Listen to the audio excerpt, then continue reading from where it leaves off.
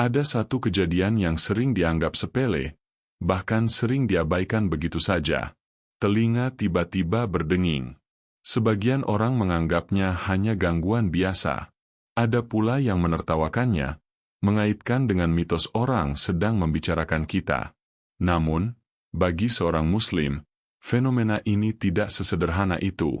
Karena dalam Islam, tidak ada satupun kejadian yang terjadi tanpa izin Allah. Bahkan sesuatu yang kecil, yang samar, yang hanya terasa sesaat, bisa jadi mengandung peringatan, pengingat, atau isyarat batin bagi hambanya. Rasulullah bersabda bahwa setiap anggota tubuh manusia akan dimintai pertanggungjawaban, termasuk pendengaran. Maka ketika telinga kita berdenging tanpa sebab yang jelas, para ulama dan ahli hikmah sejak dahulu mengingatkan, jangan langsung meremehkan. Dalam beberapa riwayat yang dinukil oleh para ulama, meski derajatnya diperselisihkan, disebutkan bahwa ketika telinga seorang mukmin berdenging, hendaknya ia mengingat Allah dan bersholawat kepada Nabi. Bukan karena pasti ada makna gaib tertentu, tetapi karena itulah adab seorang Muslim ketika menghadapi sesuatu yang tidak ia pahami sepenuhnya. Hati-hati, yang berbahaya bukanlah telinga yang berdenging. Yang berbahaya adalah hati yang lalai. Banyak orang langsung mencari makna duniawi. Siapa yang sedang membicarakan saya? Pertanda baik atau buruk? Namun lupa bertanya pada diri sendiri, apa aku sedang jauh dari Allah? Padahal para ulama mengingatkan, segala sesuatu yang mengganggu ketenangan tubuh bisa menjadi teguran lembut dari Allah agar seorang hamba kembali mengingatnya. Bukan untuk menakut-nakuti, bukan untuk menyesatkan, tetapi untuk membangunkan hati yang sedang tertidur. Rasulullah adalah manusia yang paling sempurna akhlaknya. Beliau mengajarkan kita tidak mudah mempercayai tanda-tanda tanpa ilmu, namun juga tidak menutup hati dari peringatan Allah. Maka ketika telinga berdenging, seorang Muslim dianjurkan untuk mengucap zikir, bersholawat kepada Nabi, beristighfar, dan bermuhasabah diri. Bukan karena itu wajib, bukan karena itu pasti tanda gaib, tetapi karena itulah sikap aman bagi iman. Karena jika itu hanya gangguan medis, zikir tidak merugikan. Namun jika itu teguran batin, maka zikirlah yang menyelamatkan. Ingat, jangan mudah percaya pada klaim yang berlebihan. Jangan pula menertawakan peringatan kecil dari Allah. Islam mengajarkan kita tawazun, seimbang antara akal, iman, dan adab. Maka setelah ini, jika suatu hari telinga Anda berdenging, jangan panik, jangan menebak-nebak, jangan pula mengabaikan.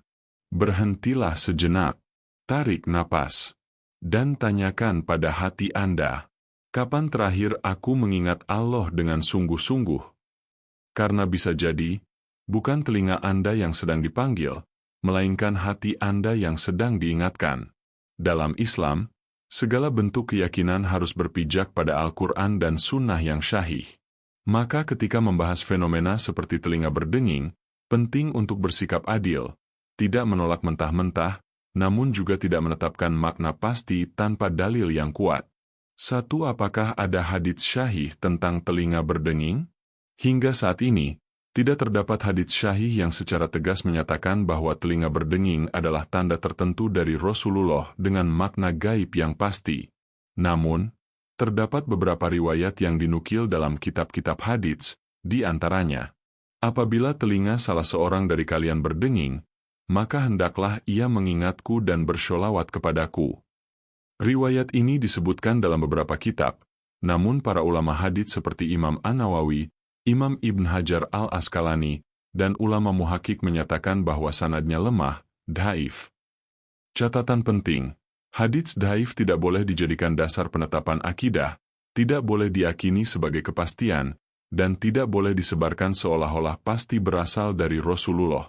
Namun, mayoritas ulama membolehkan mengamalkan hadits dhaif dalam Fadhailul Amal, keutamaan amal, dengan syarat tidak diyakini pasti dan tidak bertentangan dengan dalil syahih. 2 pendapat ulama tentang menyikapi hadits dhaif. Imam Ahmad bin Hanbal berkata, hadits dhaif lebih aku sukai daripada pendapat akal semata, selama tidak menyangkut halal dan haram. Imam An-Nawawi menjelaskan bahwa hadits dhaif boleh diamalkan untuk mendorong kebaikan, selama tidak diyakini sebagai hukum pasti, tidak disebarkan sebagai dalil wajib, tidak bertentangan dengan Al-Quran dan Sunnah Syahih.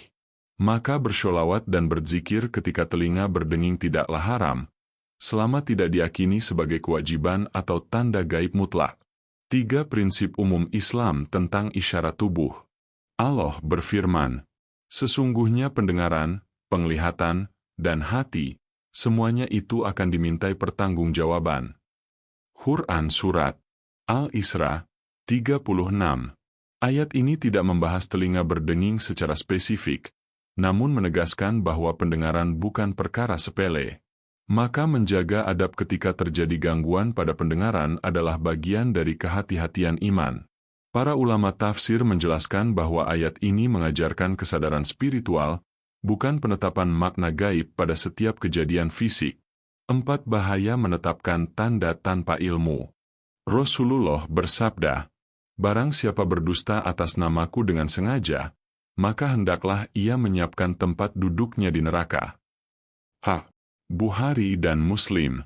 Karena itu, sangat berbahaya jika seseorang berkata, ini tanda dari Rasulullah, tanpa penjelasan syahih. Inilah yang sering terjadi di media sosial, niat dakwah, namun cara yang salah. Para ulama sepakat, haram menetapkan makna gaib tanpa dalil haram mengaitkan sesuatu dengan Rasulullah, tanpa kepastian dianjurkan berhati-hati dan mengajak pada zikir secara umum. 5 sikap pertengahan yang diajarkan ulama. Imam Ibn Taimiyah menegaskan bahwa tidak setiap kejadian adalah tanda khusus, namun setiap kejadian bisa menjadi pengingat untuk kembali kepada Allah. Inilah jalan tengah Islam. Tidak berlebihan, tidak meremehkan. Jika telinga berdenging, secara medis, bisa jadi gangguan saraf atau kelelahan.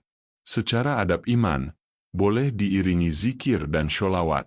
Secara akidah, tidak boleh diyakini sebagai pesan khusus tanpa dalil. 6 kesimpulan ulama. Tidak ada hadits syahih yang menetapkan makna pasti telinga berdenging. Ada riwayat dhaif yang menganjurkan sholawat. Zikir dan sholawat selalu bernilai pahala. Keyakinan berlebihan adalah kesesatan. Mengabaikan adab iman adalah kelalaian. Maka jalan selamat bagi seorang muslim adalah diam dari klaim, hidup dalam zikir, dan rendah hati dalam ilmu. Karena iman tidak dibangun di atas sensasi, melainkan di atas ilmu, adab, dan ketakwaan. Pada akhirnya, wahai saudara-saudaraku sesama muslim, yang perlu kita takuti bukanlah telinga yang berdenging, melainkan hati yang tidak lagi peka terhadap peringatan Allah. Islam tidak pernah mengajarkan kita untuk hidup dalam ketakutan terhadap tanda-tanda samar. Namun Islam juga tidak mendidik kita menjadi hamba yang keras hati, yang menolak setiap nasihat hanya karena tidak sesuai logika semata. Rasulullah datang bukan membawa sensasi, bukan membawa teka-teki mistis, melainkan membawa cahaya petunjuk. Maka ketika tubuh kita mengalami sesuatu yang tidak biasa, entah itu telinga berdenging, dada terasa sempit, hati tiba-tiba gelisah, Islam mengajarkan satu sikap utama, kembali kepada Allah. Bukan dengan klaim, bukan dengan ketakutan berlebihan, tetapi dengan zikir, sholawat, dan muhasabah diri. Jika telinga berdenging itu hanyalah gangguan medis, maka zikir tidak akan merugikan sedikitpun. Namun jika itu adalah teguran lembut agar kita berhenti sejenak dari kelalaian, maka zikirlah yang menjadi penyelamat. Inilah keindahan Islam. Tidak pernah memaksa keyakinan tanpa ilmu. Tidak pula mematikan rasa takut kepada Allah. Hati-hati wahai kaum muslimin. Di zaman media sosial ini, terlalu banyak klaim yang dibungkus agama. Terlalu banyak ucapan yang mengatasnamakan Rasulullah tanpa ilmu. Dan terlalu banyak manusia yang lebih mengejar viral daripada kebenaran. Padahal Rasulullah sudah mengingatkan kita dengan sangat tegas agar tidak berdusta atas namanya. Maka sikap paling aman adalah diam dari klaim, dan hidup dalam amal. Jangan katakan, ini pasti tanda dari Rasulullah. Tapi katakanlah, ini mengingatkanku untuk lebih dekat kepada Allah.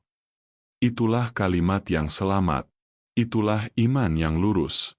Itulah akhlak orang berilmu. Karena sejatinya, Allah tidak membutuhkan cara-cara aneh untuk menegur hambanya. Satu ayat saja cukup. Satu nasihat saja cukup. Bahkan satu rasa tidak nyaman pun bisa menjadi jalan hidayah, jika hati masih hidup. Namun jika hati telah mati, maka 1000 tanda pun tidak akan bermakna apa-apa. Maka sebelum kita sibuk mencari makna di luar diri, marilah kita bertanya ke dalam hati, apakah sholatku masih khusyuk? Apakah lisanku masih menjaga ucapan? Apakah telingaku lebih sering mendengar kebaikan atau keburukan? Apakah hatiku masih bergetar ketika nama Allah disebut? Karena itulah tanda-tanda yang paling nyata. Bukan pada telinga yang berdenging, tetapi pada hati yang mau kembali. Semoga kita termasuk hamba yang tidak mudah percaya tanpa ilmu, tidak meremehkan peringatan sekecil apapun, tidak menjual agama demi sensasi, dan selalu memilih jalan selamat dalam iman. Dan jika suatu hari telinga kita berdenging lagi, biarlah itu menjadi alasan untuk bersholawat, biarlah itu menjadi jeda untuk beristighfar, biarlah itu menjadi momen untuk mengingat Allah. Karena orang beriman tidak sibuk menafsirkan tanda, tetapi sibuk memperbaiki diri.